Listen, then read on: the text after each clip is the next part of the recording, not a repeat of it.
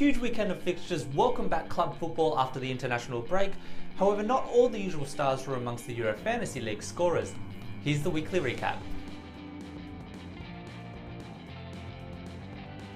Hello, I'm Nicholas Carroll, hosting the very first edition of the Euro Fantasy League recap.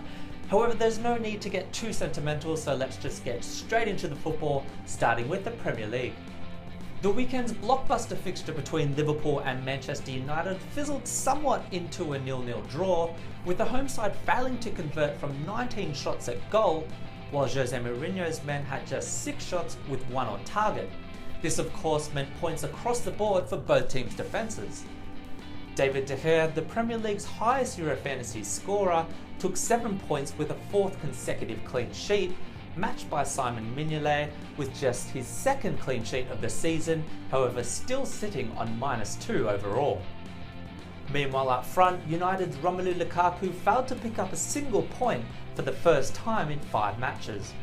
From 0-0 we go straight to Manchester City's match against Stoke City, which saw an incredible 9 goals scored, the home side coming out 7-2 victors, meaning some big points in attack. No less than 7 of Pep Guardiola's men scored 4 points or more, with Gabriel Jesus and Raheem Sterling top scoring on 8 points. The Brazilian bagged 2 goals while his English teammate contributed with 1 goal and 2 assists. Leroy Sané chipped in with 1 goal and 1 assist for 6 points. David Silva and Fernandinho found the back of the net for 4 points. Kevin De Bruyne also added 4 points to his tally through 2 assists, while Bernardo Silva came from the bench to finish off their 7-goal haul.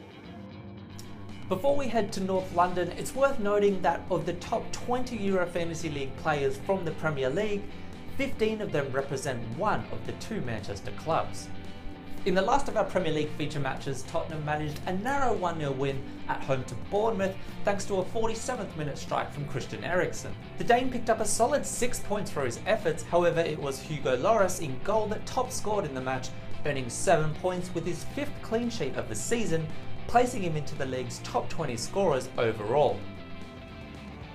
Eric Dyer, Kieran Trippier and Toby Alderweireld all grabbed 5 points thanks to the clean sheet, with the yellow card reducing Jan Vertonghen to 4.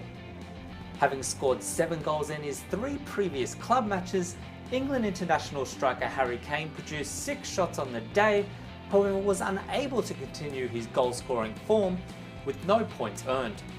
Unfortunately for Bournemouth, not one player registered a single point from the weekend's match. From England, we now move over to Italy, where the Milan derby headlined a big weekend of fixtures while producing a thrilling encounter ending with a 3-2 victory to the Nerazzurri and AC Milan's 3rd consecutive league loss. Suso and Giacomo Bonaventura both picked up a goal for 4 points apiece, however it was a historic hat-trick from Inter captain Mauro Icardi that stole the show. The Argentinian scored 13 points, topping the Euro Fantasy League for the weekend and bringing him into the top 10 overall scorers. Fabio Borini was the Rossoneri's only other point scorer, picking up his first returns for the season through 2 assists, while Antonio Candreva and Ivan Perisic provided the assists for the Nerazzurri.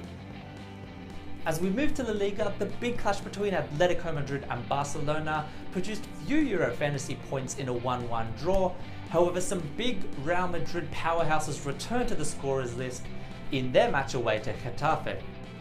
Back after a 1-month absence, Karim Benzema opened the scoring on 39 minutes to kickstart his goal-scoring tally for the season, taking 4 points for his efforts. However, after a Getafe equaliser, one of the league's 2 most valuable players, Cristiano Ronaldo, scored his first La Liga goal of the season with an 85th minute winner, also picking up his first 4-pointer for his Euro Fantasy managers.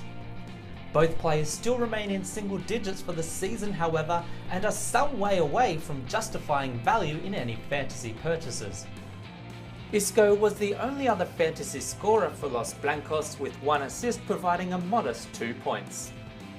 That's it from me. Join me next time for another recap, and if you haven't already, ensure you're registered to play at eurofantasyleague.com. Until next time, good luck with your teams.